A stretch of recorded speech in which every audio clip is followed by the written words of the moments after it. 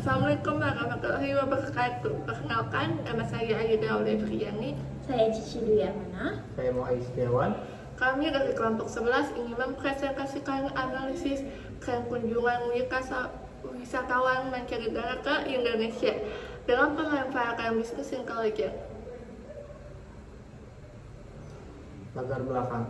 Pariwisata merupakan salah satu sektor strategis yang berkontribusi besar terhadap devisa negara. Sebagai bagian dari tugas bisnis intelijen bersama Badan Pusat Statistik (BPS), kelompok kami ingin menganalisis data kunjungan wisatawan mancanegara (WISMAN) ke Indonesia periode Januari 2024 sampai Desember 2025.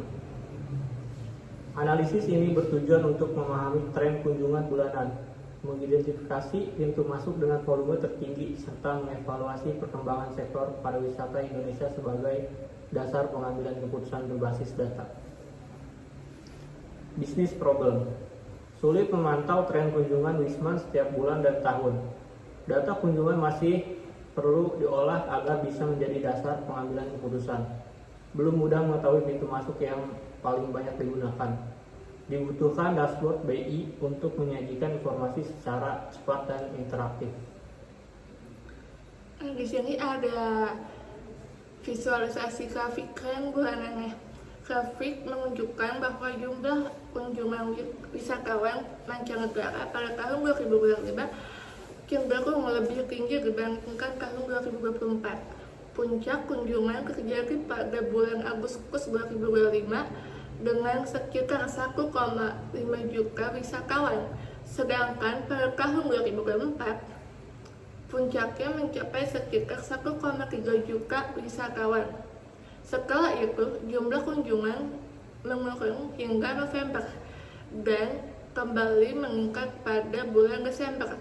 Pola ini menunjukkan adanya musim kunjungan wisatawan yang dapat untuk dikembangkan strategi pariwisatanya. Nah, di sini ada visualisasi pintu masuk WISMAN. Bandara Ngurah Rai menjadi pintu masuk wisatawan mancanegara tertinggi dengan sekitar 13 juta kunjungan pada tahun 2024 dan 7,5 juta pada 2025. Diikuti oleh Soekarno-Hatta dengan 5,3 kunjungan pada 2024 dan 2,8 juta pada 2025. Pintu masuk lainnya memiliki jumlah kunjungan yang lebih rendah, sehingga perlu dilakukan peningkatan pelayanan dan fasilitas pada pintu masuk utama wisatawan.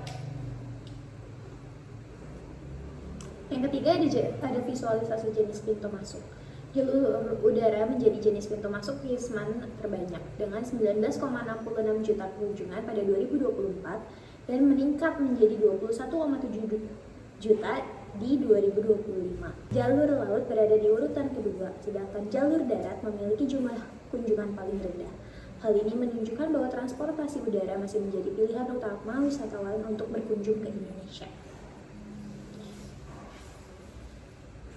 Di sini ada Key Performance Indicator yang sumber datanya kita ambil dari Badan Pusat Statistik. Jumlah pintu masuk terdapat 28 pintu masuk dengan kunjungan tahun 2024 dengan total 47.968.529 dan kunjungan tahun 2025 dengan total 10.578.119.